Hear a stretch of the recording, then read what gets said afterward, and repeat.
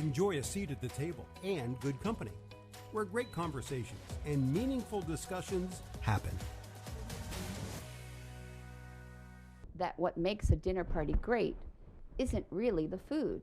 It's about the people sitting around the table, engaging in lively discussions. And good company is an opportunity to have a seat at the table and enjoy interesting and lively conversation as they happen.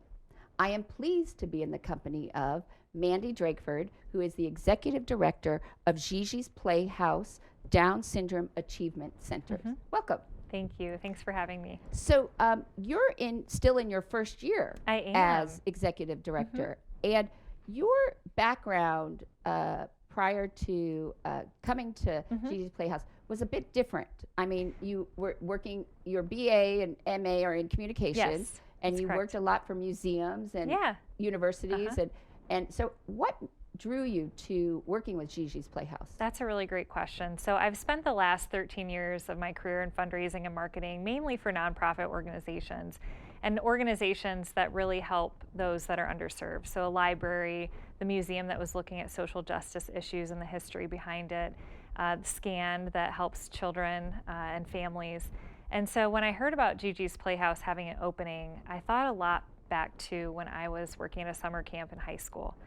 And I spent many hours, more than 8 hours a day at a summer camp, mainly doing lifeguarding and cooking. But there was a special camp we had every summer. It was called the Acorn Buddy Camp. And this camp's over in Northwest Ohio.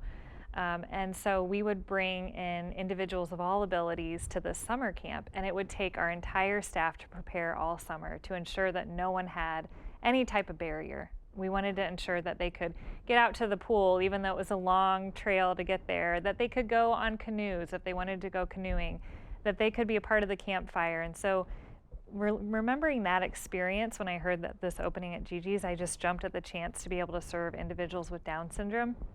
Some of my favorite campers that we worked with were individuals with Down syndrome. Yeah, because when I looked at the background of all of the people who are work there and on the board, they all have a connection or someone in their family or their own children have Down syndrome. And it was actually because of a family experience that GiGi's Playhouse originally, because it is a national organization, and in Fort Wayne was established. So can you tell that story? Yeah, so Doug and Cindy Atkinson, 5 years ago, our 5-year anniversary is actually on the 26th of January, which is really exciting.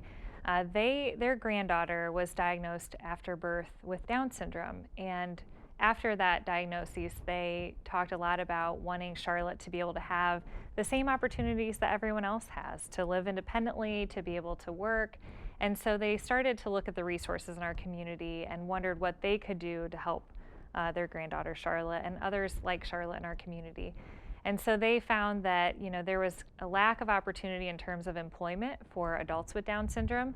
And they were thinking really long term, but they wanted to ensure that she had these opportunities available. So they went and met with Nancy Gianni in Chicago. And who is the founder. Who is the founder. And she founded it because her daughter had GiGi. Down syndrome. The GiGi. The GiGi, right. And so they met with Nancy and pulled together 40 different families in our community. And after meeting with lots of different other disability service providers in our community, they decided to open GiGi's Playhouse Fort Wayne. And it has just been an incredible journey. Even though I've only been there for the last 6 months, it's just been a huge blessing in so many participants and families' lives. But a lot of things have happened since you've been there. So talk about, in conjunction with the types of programming and things that you do, you opened the Genesis Cafe, correct? So Genesis opened 2 years ago, but we reopened it. Okay, so with COVID, we had to close for about 3 months, and so we reopened it in August this summer. And then you recently received a grant from AWS for the Gilmore Inclusive Art Grant, and we actually, I had a conversation on the show with Lynn Gilmore. Yeah. So for a new music program with a Skoog. Yes, What is a Skoog? I wish I would have brought one with me. It is a cube.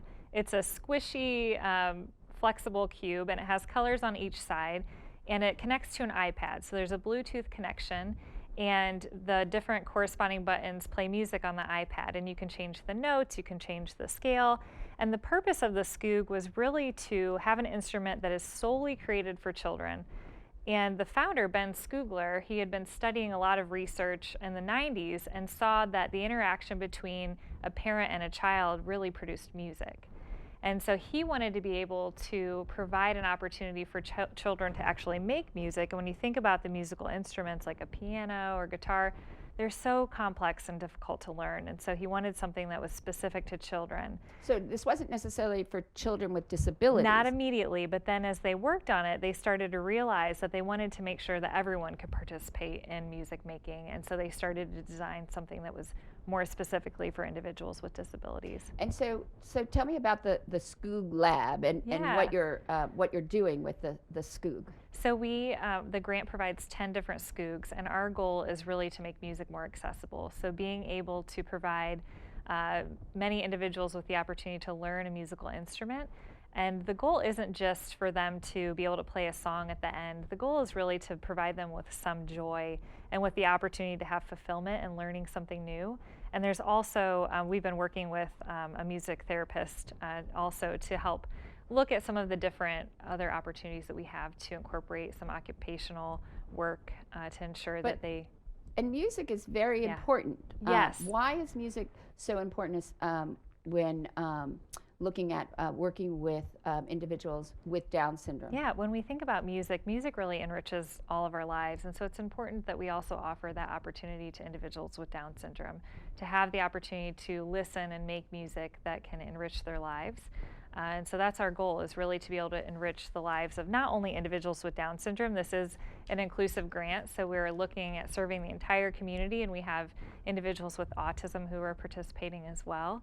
And so the goal is really to be able to enrich individuals' lives, and there's always a therapeutic component with music. And part of GiGi's Playhouse mission is to help educate and inform the community at large about Down syndrome and people with Down syndrome. Right. So I want to take a step back and sort of let's a little bit define what Down syndrome is, because it is a syndrome, not a disease. Right. And it's not, it cannot be, like you can't catch it. No. And it's not, in very, very small cases, is it hereditary. There's a very small, but most of it is because it's the third copy of the 21st chromosome. Right. And so we, we are looking at all of the different ways to be able to support that family with a diagnosis. And so families can receive a diagnosis prenatally or after birth. And it's a lot of what we see in our community. It's pretty divided about when that happens for families. Right. But let's stick a little bit to looking at just Down syndrome. So the idea is that on the chromosomes, 21, there is an extra chromosome. Yeah. And it really, so also what they've been able to do though, like in 2008, they actually were able to identify the 360 something genes that are on that chromosome. So just like when you hear about how they have been able to, create the map of our DNA, they've really been able to look at chromosomes. There's an old funny science joke. Yeah. How do you tell a boy chromosome from a girl chromosome? Right. You pull down their genes. Yeah. So, but that's really led to a lot of being able to study more about Down syndrome. And also the idea that the issues with living with Down syndrome. So life expectancy has gotten greater increase now, correct? Right. Yeah. Where the average now, before, I mean, it was not even till 10, I think. Now you could definitely the average is 47. And then, but they are seeing that they definitely have still health complications. Yeah, we really look at 4 universal challenges that we help address at GiGi's. And so we're looking at hypotonia. And so hypotonia is low muscle tone. And so if you think about it, they really have to, individuals with Down syndrome really have to continue to strengthen their muscles for their whole life. And that affects speech, it affects movement, it affects digestion, it affects every area of their life. And so that's a really important component that we help address at GiGi's Playhouse. And then you also look at cognitive delays, and so we support them through educational, therapeutic programs. You think about the lack of acceptance in our community, that's a huge barrier and challenge that unfortunately many of our friends with Down syndrome experience. And then also the lack of opportunity as well as they progress in their life. Right. The opportunity to be included in a traditional classroom setting, the opportunity to be included in career and employment opportunities. And so those are really the 4 areas that we help address that we know individuals in our community experience. And so the idea of GiGi's Playhouse is that you provide programs, and it's a place where they can come together, and you have Yes. all kinds of different initiatives and Yeah. classes and programs for different ages. Yes, correct? correct. We're really, we start prenatally, we work all the way up through adulthood, and our goal is to help individuals move along to that next step. So crawling to walking, elementary school to middle school, career development after high school. We're really helping them get to that next stage. And it's also what stage the family determines. We're not looking at it from a developmental scale of where they should be when they're 2. We're looking at what does this individual need to be able to get to their next goal. Right. And it's sort of like getting us all to question our obsession that we're so focused on achievement. Right. In terms of that's a measure of success in life. Correct. Is always, achieving, going on to the next thing, where in some cases it's really just about finding a good, balance and place. Yeah, and we look at it as best of all. So it's one of our values is that did our participants give their best? Have they achieved something that's best of all for them? So we're looking at it individually. And also there's a very big issue with a lot of programs because there was the American with Disabilities Act that made it that anyone with a disability has to be able to get education, transportation, access to services. Right. So a lot of times there are programs and initiatives that are done through the public schools, but there's a problem that when they age out of those programs. Yes. So talk about how GiGi's Playhouse plays that role for the adults. We see that a lot. And so our GiGi program, it's a 15-week semester-long program where adults with Down syndrome come in and learn different career training skills. That's what we hear from our families all the time, is that my daughter or son is getting ready to age out of the school system, and they want to be able to continue that education and continue that career training. And so that's where GiGi comes in. It provides that gap between high school and their next step in career training. And then we have Genesis Health Bar. So after they go through GiGi, they can come and work in our health bar. And it's supposed to be an internship. Our goal is really internship and placement in our community. COVID has really changed that. We understand that many families aren't necessarily comfortable with their adult child being placed in the community to work at the moment. And so we have about 24 individuals who are working with us on a weekly basis in the health bar. But let's also talk about, so how do you think our community is doing? Like, are we good at offering the necessary services or health treatments or even, we know housing is an issue across the board. Right. So I would also think that because one of the goals for a lot of the families is their children with Down syndrome to be able to live independently. Yes, and we understand there is a lack of those opportunities available in our community. I think we're making progress towards having the career training needed, to having the housing options, but there's still not enough in our community to serve everyone with disabilities. But how do you think, but overall, do you think that the community is more aware and having the necessary programs? I mean, certainly through COVID, we saw the issues with education for children with any learning disability that sometimes the online and lack of that doesn't necessarily work. Yeah. But do you think that there is an intentional progression or making sure that our community does provide the resources and services? Yes, there are a lot of organizations that are coming together to solve these issues. NIDEC, for one. NIDEC is? It's, I'm not going to get it correct. Is it the Northeast Indiana NEIDAC. So it's a disability. It's a coalition. Yeah, okay, of all these organizations, yes. right? And so we're having. I probably should have. That's okay. No. So we all come together. You have Cass Housing. You have Easter Seals Arc. You have the library. You have all of these organizations coming together to discuss these collective issues. And so there's definitely intention among leaders in our community to be addressing these issues. And so I believe we are making progress towards some of these challenges. And how are we as a community helping with providing opportunities for jobs? For jobs. You know, that continues to be a challenge, but we are seeing again some progress. You know, Greater Fort Wayne Inc., Kevin Morris, who works there, he's been incredibly helpful with talking to different employers and helping connect individuals at GiGi's based on their skill set with employers who have hired them. And so we are making progress in that area too, but what we need more of, we need more employers who will come to the table, sit down with us, and listen to the needs that an individual with Down syndrome might have. You know, if you hire someone with Down syndrome, they're going to be one of the most loyal employees you've ever had. And if you train them correctly on the skill set or on their job duties, they will perfect them. We've seen that over and over in our health bar. And so it's really important that we have more employers come and meet with us and meet with other disability providers in the community to be able to provide those opportunities for individuals with Down syndrome. And what do you think is the biggest roadblock why more companies or businesses won't come to the table? You know, I think just we are working to build more awareness in our community. So I think awareness can be an issue. You know, since I've started with COVID just continues to be a challenge. Right.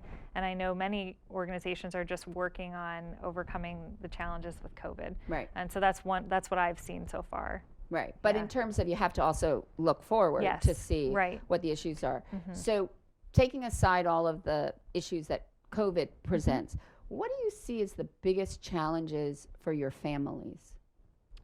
That's a really good question. You know, it really differs per family based on the age group of the child. So when you are working with parents who have a prenatal diagnosis, it can be really scary for them. And they need the community to come around them and celebrate with them and make sure they have the resources needed so that when their child's born, they can help get them the therapeutic services that are needed. Elementary school, we see that a lot of children need to be in the educational environment with their peers. And so being able to keep them in that environment and provide them with the supports they need to get through their classes and work with their peers, that's important. You look at the high school, you're starting, and this happens in middle school too, but you start to have that experience of the limited acceptance. And that can be completely defeating to an individual with Down syndrome. And that's a really unique challenge that their family has to deal with, and it can be incredibly alienating. And so being able to provide the support to families as they're going through that period and finding a place where they're incredibly accepted, which, you know, GiGi's, we accept everyone for who they are. And if our community could get more towards that, where they're accepting everyone for who they are, I think it would really help families in that situation. And then what we touched on with the career training and also the housing, that's what when you start to see that with our older adults, that's a really important issue. And while I'm not an expert in the housing side of things, there are families, you know, who their adult with Down syndrome has lived with them long term, and they're starting to get to the point where they're thinking about what's their next step after retirement. And if they've lived with their child their whole life and they've never lived with anybody else, it's going to be really important that they find a way to have them transition into another living. And now there's also the fear because of medical science and what they've done, and especially with congenital heart conditions for people with Down syndrome, that the fear of what's going to happen if the child without Down syndrome outlives their parents. Right. Yes. So I'm also curious, when that happens, what about siblings of those with Down syndrome? Because I think that I have a friend who, you know, she understood from the time she was little that her younger brother who had Down syndrome was going to be her responsibility down the road. And so I'm wondering what you do or how you support or encourage those types of relationships or see the needs of siblings. Well, that's a really important part of GiGi, since when individuals attend our programs, and I'm going to talk more traditionally, COVID has obviously made things difficult. We welcome the whole family in. So we have lots of different toys and programs that they can participate in, and the Skoog program is actually a buddy program. So we're welcoming a sibling or a friend or a parent to participate with them. So our goal is really to involve the entire family, involve the siblings, and also help provide that education to the siblings about what they might be experiencing as they live with their sibling that has Down syndrome. Because also, I mean, people don't realize that 40% of families that have a child with Down syndrome, one of the parents has to stop working Yes. outside the home, and 40% also experience a financial difficulty because of a lot of the costs and health treatments Right. and special programming and certain things that may not be covered. So there's a lot of the financial stress as well that is placed on families. Yeah, absolutely. You know, in our society today, a lot of families have two earners, and so it's important that our families have those opportunities as well. But with the families that we see at GiGi's, we do see a lot of one-parent working households. And that is something that needs to be addressed as well. Of how can we help support those families if the mother would want to be able to, or father would want to be able to work. Right, and having them having a program or resources, And so one of the issues that people don't realize is that because Down syndrome is a chromosomal abnormality, it actually, they see that one of the largest causes of it is the age of the mother.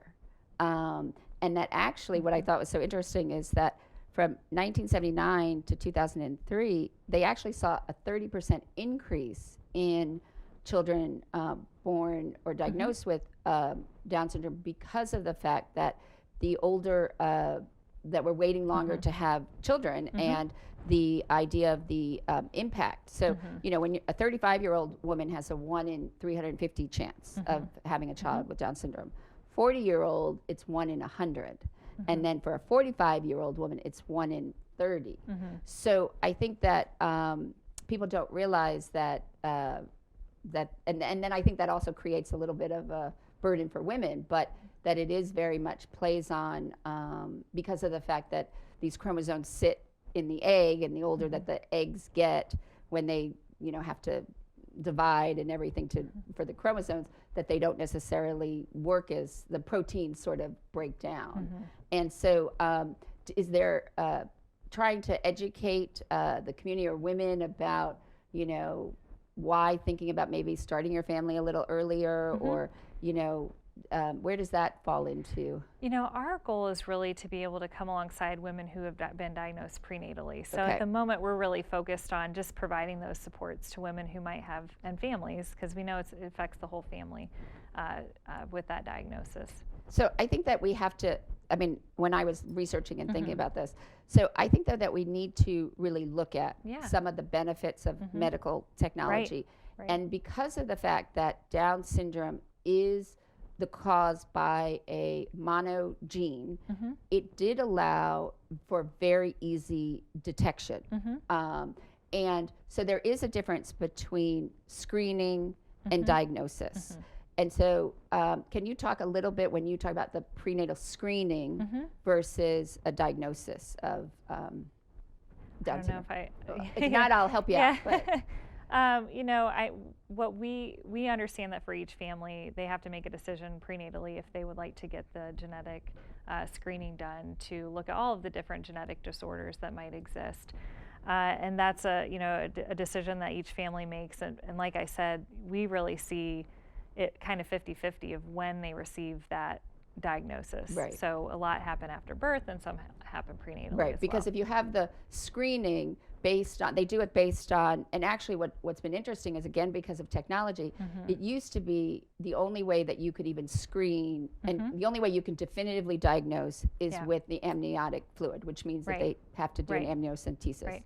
But with the screening, it's actually done based on blood work, because they find some of the floating proteins of the newborn in the mother's blood, and then they take that in conjunction with her age. Right. So it's a non-invasive procedure now. Yeah. And they have been, I mean, there is, and then based on a woman's background and maybe her age, or for certain ethnic backgrounds, like for Ashkenazi Jews, the mother is always suggested to get genetic testing, because if she's a carrier, and then if her partner is a carrier, and there are diseases that they actually have been very successful in almost eradicating, like Tay-Sachs, because in Ashkenazi Jews, then they will suggest that either they don't have children or don't marry. So it has been effective in curtailing certain more, I would say, life causing, detrimental illnesses. I mean, Down syndrome is something that, people can live with. It's not, you can't treat it or cure it, but they absolutely can have productive and happy lives. Yes. And, it's not like some of the other monogenetic tests that they test for, like cystic fibrosis or sickle cell anemia or hemophilia. Right. And there is the perception also that people with Down syndrome, I mean, they always are very happy and outgoing, and they sometimes don't necessarily know boundaries or so, but that's also a little bit of a misconception, right? It's an incredible misconception. When you think about everyone you have in your life, they're not all happy all the time. And so it's the same way as everyone else. They have their own personalities. They have individuals with Down syndrome, are not happy all the time, and they have a right to have their own personality. And unfortunately, our community and our world still has that misconception that individuals with Down syndrome are happy all the time, and they shouldn't have to be happy all the time. We all have different emotions. They should be able to be happy and angry and sad, all different times of their lives. Right. And so I mean, their challenge may be that they just can't express it. Yeah. So, so when you look at this issue of screening, it is becoming much more of a conversation and discussion, especially on a international level, because in countries like Denmark and Iceland, where their government offers free, regardless of the age of the mother or any genetic history, they offer the prenatal testing. And for those that do find out that the fetus will, with an 85% certainty have Down syndrome, that the opportunity then to terminate that pregnancy. And so what they have found that it's really also therefore significantly dropped the number of children being born with Down syndrome. I mean, in the U.S., it's typically about 6,000 a year, and in 2019 in Denmark, only 18. And then in Iceland, they pretty much have been able to eliminate it because of this testing. Now, in the United States, we don't have or offer that. But there is a concern about if you have fewer people in a society with a certain disability and certain needs, and those numbers decrease, then the number of services and things provided for that group also diminishes. Right. So can you talk about how that issue how do you look at that sort of issue? Yeah, it's a lot to unpack. And I think, when I think about all of the individuals that we know with Down syndrome in our community, we want to ensure that they're supported. We want to ensure that their families are supported. And so we know that in Allen County, there's about 10 babies a year. When you take that statistic and break it down to our population in Allen County. And so the services that we provide are really essential to being able to support that family. And so it's disappointing to think about, a decrease in population of individuals with Down syndrome or services provided to them.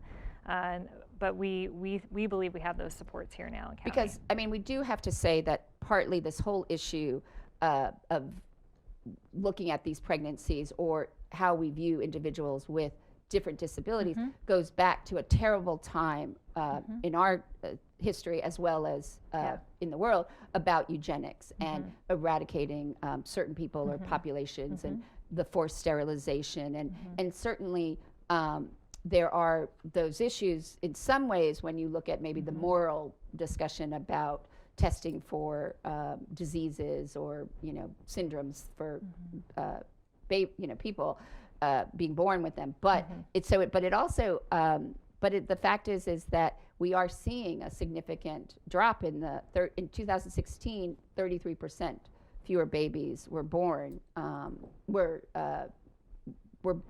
with because of the choice of the pregnancy termination. And in the U.S., the average is 67%, but in Denmark, 98% will terminate, and in the U.K., it's 90%. So, so you have to look at the pros and cons of what medical technology and science can provide us. But you certainly would see that even though, and we have to be understand that the issues that a lot of people with Down syndrome face, which is heart congenital issues, sleep apnea, hearing loss. 50% of them need glasses. Definitely some of the other, like you talked about, their muscle tone. And so it's hard because you have to weigh, unfortunately, for families, some of it's economic, some of it's capabilities. And so there's so much that goes into making these decisions that, do you find that you have a lot of families, just struggling and really trying to? Our goal is really to wrap support around every single family. So from the time of a prenatal diagnosis, and this is where it's important that we're partnering more with different pediatricians and OBGYN offices to be able to provide the information and the services they need immediately. And so as long as the family has the support that they need, they can overcome these challenges. And that's why it's so important that we have these services available here in Allen County. And that's part of the issue, is that ensuring that women and families know that, so they can make an informed decision, and also working with certain medical of how they present the information, because because they are very you think about that they are people with Down syndrome are very caring and loving and very engaged and some, and although there is a spectrum of the issues of their intellectual deficiencies, most of them are really, it's more mild to intermediate, right? That they have. Yeah, your point about how information is presented, I think, I think about this personally. I have 2 children. I have a 5-year-old or a 6-year-old. He just turned 6 last weekend, and a 3-year-old. And when I was presented with the opportunity for different screenings available, it was very clinical presentation, and I understand. I'm sure they have their reasons for it, but and I didn't have a diagnosis with my children, but the way that the information was presented to me was very black and white. And we think that families need to understand that this isn't going to ruin, having a child with Down syndrome isn't going to ruin their lives. So many of our families have incredible lives with their individual with Down syndrome. And so I think what you just said about presenting the information, I think it's important about how the information is presented. And also that if you have a diagnosis with Down syndrome, that there are services available, that there's a community of families, 300 that we serve in GiGi's Playhouse, that are going to rally around with you and make sure you have what you need to help your family and help your child. And so let's talk about, because your children are 5 and 3. So, a lot of 6. people, before COVID, would bring their children to work. And so what has that been like having your children from an early age interact, and how do you, because sometimes parents, are afraid, any child of any age, if they see someone who's different, they're going to ask questions, or they're going to want to know, why does that person, whatever. And so how do you sort of deal with that with your own children? And what advice would you have for parents so that we all can become better accepting, or, these difficult sort of situations, but make it more so that it's not, more of a outcast or an issue? As a parent, my goal is really to have my children be exposed to lots of different people, and I think that really helps them be more accepting. And it's okay if your child asks a question, and that's what we want. We want individuals to really understand individuals with Down syndrome. We want them to understand what they experience and what challenges they might have. And so it's okay for a child to ask a question. It's important for parents to be able to answer that. So I think just doing some more research and being able to answer some of those questions is really important.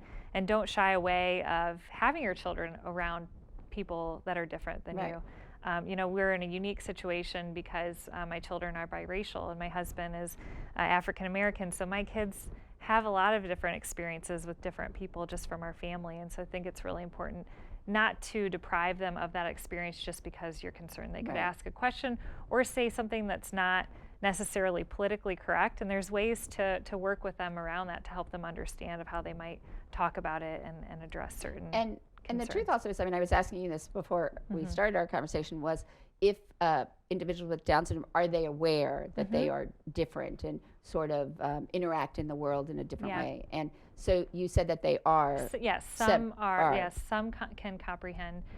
Some individuals with Down syndrome comprehend and celebrate that they do have Down syndrome. You know, GiGi Gianni, if you ever hear her speak, which is the daughter of our founder, you know, she's proud to have Down syndrome and she understands what that means for her.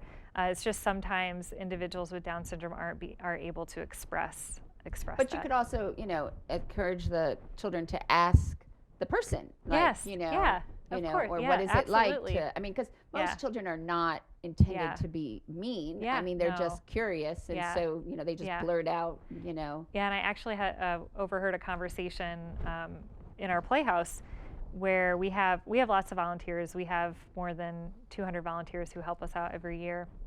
And we had high school students who come in and volunteer with us from Dwanger. And they were sitting down with one of our ambassadors from our health bar on his break, and they were asking, were you bullied? You know, and he was sharing his experience. And that's really eye-opening for those students to hear what he went through when he was in high school.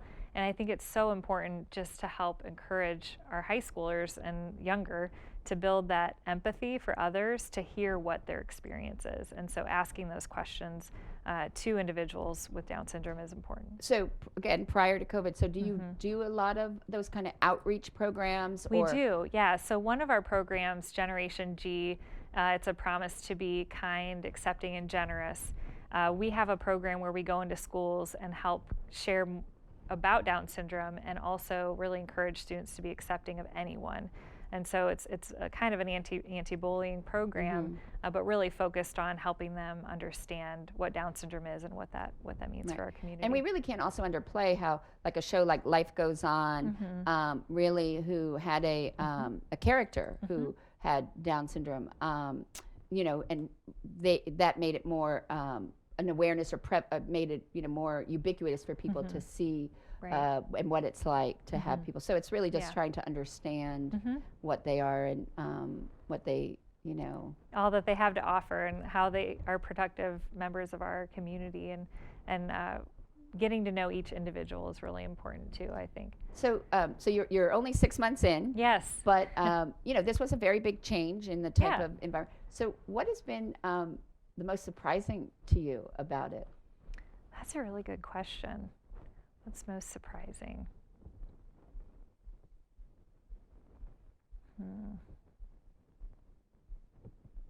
You know, I would say the most surprising thing for me is that in five years, you look at a nonprofit that started about the progress that we've been able to make in our community, the acceptance that we have been able to gain for members of our community that have Down syndrome. I think that's been, and not that I didn't doubt that they would ever be able to do that, but it's just been incredible what the organization and individuals in the organization have been able to achieve. I think it's also a testament that it was really a group of people, well, the Atkinsons, but then the people who became involved who had a need. Yes. And they saw that there was a need that they felt they needed to have met.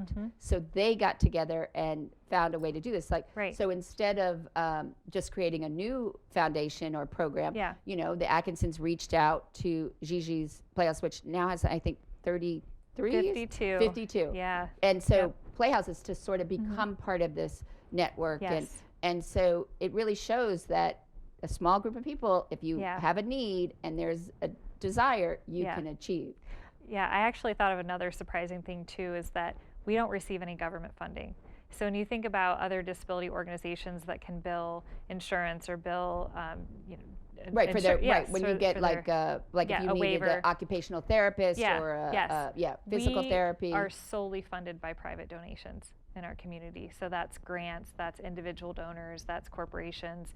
And so that is really surprising that you have a network of 52 organizations. We don't have any government support. We have private donors that are investing in making sure that individuals with Down syndrome have the services they need. Why wouldn't there be any government support? Because couldn't you work alongside like some of the public schools, or if there are certain individuals who can't get the services because, you know, their school system just can't meet those that you would then be able to. Well, we do provide a lot of those services, and Right. it's really just a decision from our founder of how we were set up as an organization, and we've found success in it. And so we'll continue to proceed with how we've been successful. And what do you think makes GiGi's Playhouse so successful for the needs of this community? You know, I wish we were there now, because most people walk in and they get it, because it's such an incredibly joyful place to be. And so when we look at every challenge with excitement and celebration of each individual, I think that's why it's been so successful. You know, we're not looking at this as any type of doom and gloom. We celebrate with families, and it's a very positive place. You know, our staff typically say it's really hard to have a bad day at GiGi's Playhouse. Right. And so I think that energy, that positive momentum, has carried GiGi's forward. But we can't also diminish the fact that for the parents, Right. there are a lot of issues Right. that they face. Of course. Even from the time they hear the diagnosis and making a decision of Yeah. what they're going to do. But then also when they have a child is also sort of having to rethink their own ideas Yeah. of what they expected for that child's life or sense of achievement Right. and how they, you know, how do you help support them in those kinds of issues and rally? I mean, obviously you rally around the children, Yeah, and the but the families. individuals, how do you rally around the parents? Yeah. When I think a lot about it, you know, it's again, it's just so unique to each family of what their challenge might be at the time. But just sitting down with each family and understanding where they are, what they might need, and then being able to connect them with that. You know, GiGi's we don't do it all. You know, we have only 3 staff. We try to do it all, but with our speech therapy, you know, we have a limit of how many participants can be there. One, because of COVID, but also because of our partnership with Right. Purdue Fort Wayne. They don't have an unlimited amount of speech therapy students. While it would be amazing, but we try to be able to provide different services to them. But it really takes a conversation just to be able to start to understand what that Right. is. And we know each family has unique challenges, and we don't want to diminish anyone's challenge. We understand that it can be challenging to raise a child with disability.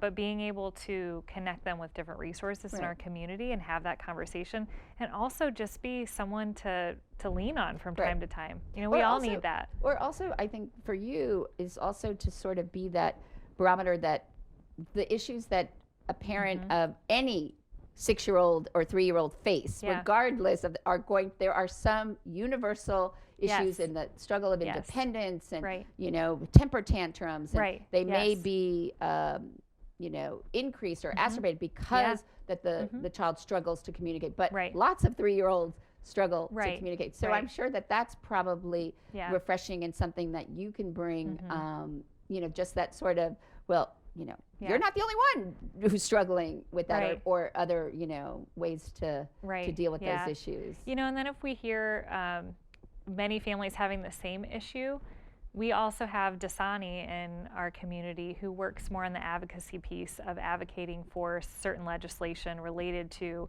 overarching themes that families might be experiencing too. And what are some of those themes that you think that that you are seeing that we need to, as a community, pay more attention to? Well, you know, and I hate to keep going back to this with COVID, but you know, with I think vaccine, I'm not an expert in that. I will never be an Right. expert, but just making sure that families have all the information they need, but also that individuals are considered in the different process of Well, and they also determining have to who's getting. consider, because they have to do it with, I know somebody who has Guillain-Barré and other neurological Yeah. issues. Can they get the vaccine and what will be the effect? And I'm sure that some of your families are concerned about that. Yeah. Have they started to look into that and see if there are any issues on that side Well, of it? we have a whole host of resources on our website, and we've shared that with our families, and so is Dasani. They've been incredible about sharing information as well. And so families can go there to see whether or not that they're adult, because we know that neither vaccine is available for children at the moment. regardless, right. And so we link to the experts there to share that information. But I think other considerations are we've already talked about employment opportunities, which we obviously, you know, the ADA thankfully has made that available to families, but there's still hurdles that we need Right. to overcome. Housing is a concern, transportation is a concern. You know, we have with our GGU program, we do the career training. Yeah. We place our adults with Down syndrome, but then if your parents are both working, how do you get to and from that job? And how, you know, if one of their parent passes away, where do they live and how do they get there? And so there's these big overarching themes that we're still working to address. And what about, you know, we talked about that a lot of the issues people don't realize, the limited amount of resources when the child ages out of the system. So how is our community about allowing individuals with Down syndrome to go to college and to continue their education? Do we have good partners in the community on that front? You know, that's a really good question, one that I haven't explored enough about yet in my role. I do know several of our families, their children have went away to school. Right. University of Cincinnati had a great program that one of our individuals went to.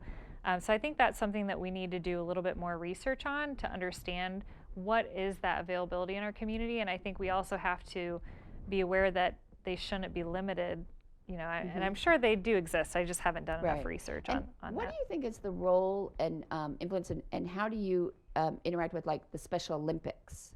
Is that? That's a really great question. I know many of our participants participate in the Special Olympics, and so we encourage our families to get involved with whatever they're interested in. We don't have a lot of sports activities at GiGi's Playhouse. We have ballet, we have some Well, GiGi you have good Fit. dance parties. Yeah, though. we have dance parties. I've seen really good ones all the online. time. Yeah, but when you think about basketball or swimming, those are opportunities that they can get involved And the other thing that really surprised me was during COVID, and you really creating ways to connect with your community, and one of the ways is cooking.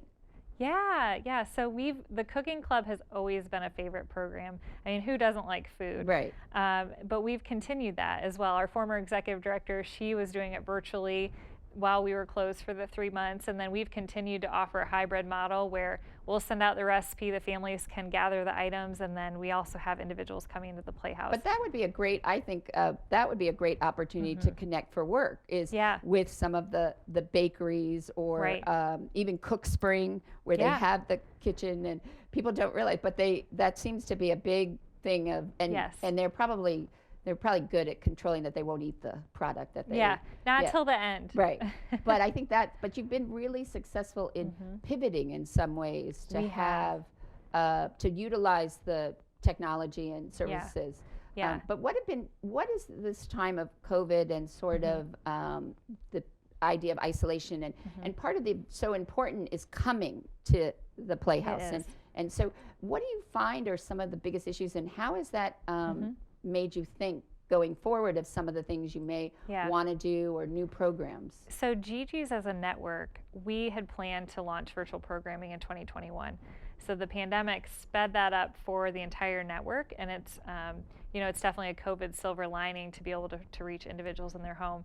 But you're right, GiGi's is a place, and it is really fulfilling to come into the Playhouse. And so we've been really intentional about as we've been able to open safely, continuing to have procedures and protocols to keep the building open. And we've limited class sizes. So Cooking Club, we used to have, if you saw pictures on our Facebook page prior to COVID, 20 plus people jam-packed into our huge kitchen. Now we have it limited to 6, but we have the availability to be able to participate virtually. And so for us, it's just important to continue to live in this hybrid world.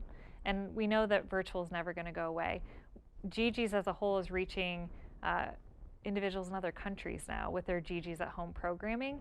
And when you look at our area, there's not another GiGi's Playhouse till Detroit. There's not another one until Cincinnati. There's not another one until Indianapolis. So these rural communities, if they have access to Wi-Fi, which I know that's a whole other conversation, they can access our programming as well, thanks to and the importance is of how your programming is developed, because you do utilize experts, because it is sort of the importance of your programs is also showing how you do certain things, or how you introduce certain activities. I mean, like a lot of people don't know, even any child, you have to give them instructions in the order. You only have to give them the instruction you want them to do, because if you say, put on your shoes, and then we'll go outside, Yeah. and you leave and you come back 5 minutes later and they're still sitting there. You're like, why didn't you put your shoes on? Right. And they're like, the child heard, we're going outside. Yeah. So talk about that and how what the programming does to help those kind of struggles or issues that people or parents may not even, or teachers may not even be aware of. So our programs look specifically at purposeful progressions. Everything we do at the Playhouse is purposeful. The progression is really dependent on each individual, so where they're at. So when we have our tutoring program, we work with each individual and family to establish 3 different goals, and we track the progress along the way. And what are some of the goals that you would Well, track? some of the goals would be to improve their literacy skills, improve being able to understand money, and I'm thinking it's called touch money, so that's why I'm touching the table. Speech therapy, and being able to improve enunciation. And you're right, we work with experts to be able to provide the best progression for each child. So our speech therapy program is in partnership with Purdue Fort Wayne's Communication Sciences and Disorders Department. With our tutoring, we actually have a board member who was a teacher, and she helps us with all of our literacy and math. So she sits down and does an evaluation of the child beforehand and understands what they need individually to progress. And our Skoog program, we're working, been meeting with a music therapist to make sure it's therapeutic in nature, and we're just really make sure that each program has the integrity from those experts. Yeah. Now, the Skoog you said was developed by a gentleman in Scotland. Ben Skoogler. How did it get to Fort Wayne? So we have a musician we're working with, Dave Nelson, and his son has autism, and he went to an assistive technology conference a few years back and saw the Skoog and thought it would be amazing for his child. Brought it here. His child has learned how to play it, really enjoys it, and he wanted to get this word out to many families so that they can all enjoy it. So he brought it to GiGi's. And understanding, the issue of children with autism and being on the spectrum versus children or individuals with Down syndrome, how are there similarities, or is it really completely different, or? It really just depends case by case.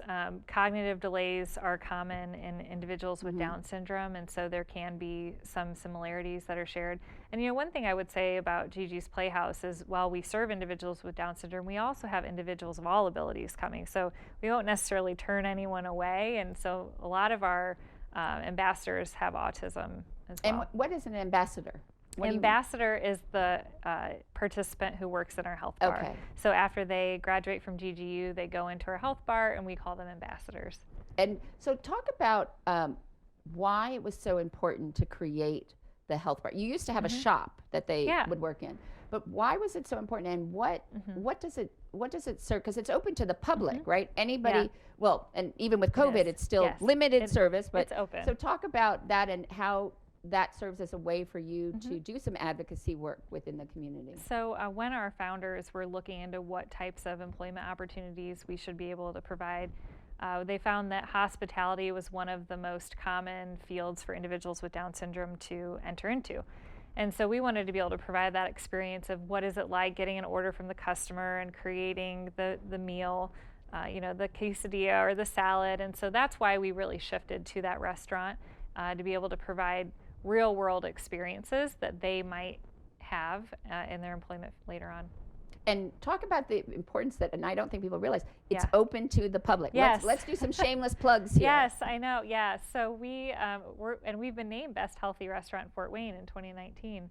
And so we provide smoothies and wraps and salads and sandwiches. The avocado toast, I purposely don't eat breakfast sometimes so I can buy some avocado toast. And so we provide healthy options, but even more importantly, it provides the meaningful experience to our ambassadors. And also for people in the community, Yes. and even you could invite business people to come in to say, this is the capability, so they could work in your restaurant, or they could work, in your kitchen, or. Yep, and we have catering options available as well, so we're taking it out to the community. Boxed lunches, are really important now. Right. We've been doing boxed lunches from before the pandemic. And so, yes, inviting those in, but also going out to the community and as what well. has it meant for the people who work at the, have they come up, like, Have they come up with new menu items? Yes, they help us come up with new smoothie items. They help come up with wraps. A lot of times I'll ask one of our ambassadors to make me a salad. You know, it doesn't matter what's in it, and it's one of the best salads I've ever had. So they enjoy coming up and experimenting with different items in the health bar.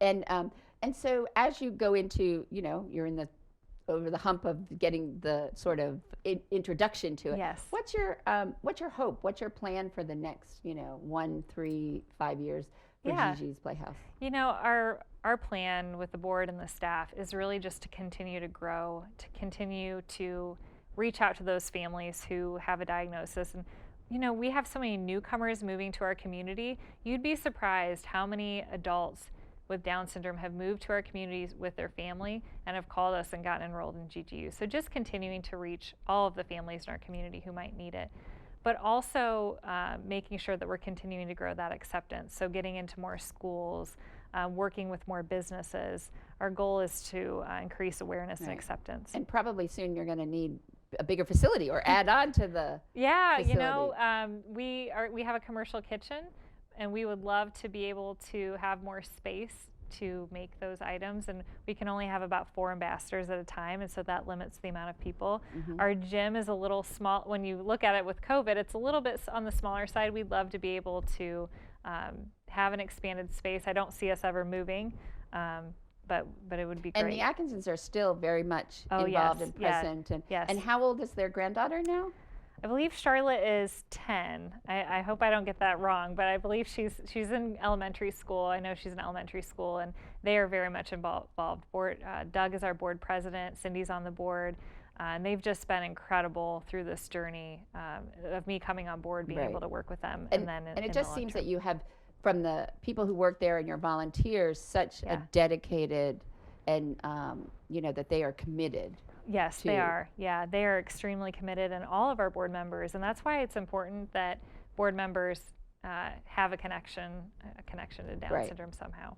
Or really, if you just have a connection to wanting to help anybody in the community. Because as you show, which I think is really important, and not to be, you know, we shouldn't just push that aside, that although many who serve on the board or work with the organization do have someone or experience, but with Down syndrome, but the fact of the remains that you can just be someone who's interested in serving and helping other people in the community, and that, you know, you can be touched by it just like you were from a summer camp. Or having some type of personal connection. You know, it doesn't necessarily have to be a family member, but you know, having a passion for serving individuals with Down syndrome and individuals of all abilities is really important. Or it could be an individual who was bullied when they were younger, or you know, somebody who had dyslexia. I mean, lots of different challenges. So there's, you know, that doesn't only have to be.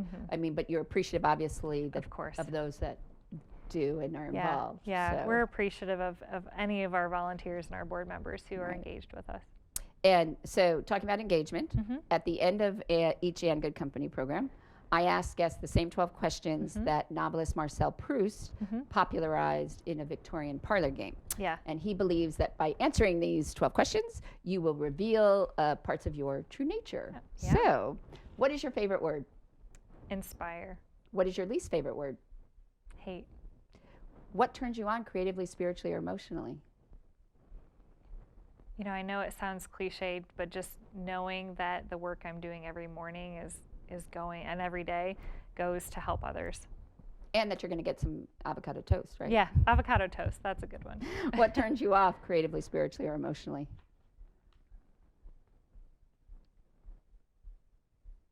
That's a really good question.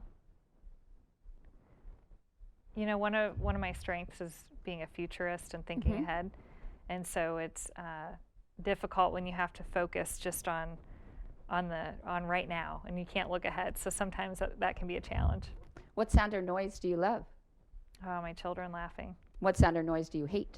Them crying. What profession other than your own would you like to attempt? Oh, I would love to be a chef. I love to cook. What profession would you not like to do? My husband's engineering. What do you consider your greatest achievement? I'd say my family. Who, living or dead, would you most like to have a conversation with? You know, that's such a good question, and while I had so many conversations with her over the years, I'd say my grandmother. How would you like to die? Whew. Peacefully in my sleep when I'm 98 years old. Or older. Yeah, or older. If heaven exists, what would you like to hear God say when you arrive at the pearly gates? Well done. Well done. Well, thank you. Thank you for joining me at this table. Thank you. And you can join me next time when you can again enjoy a seat at the table for great conversation and good company.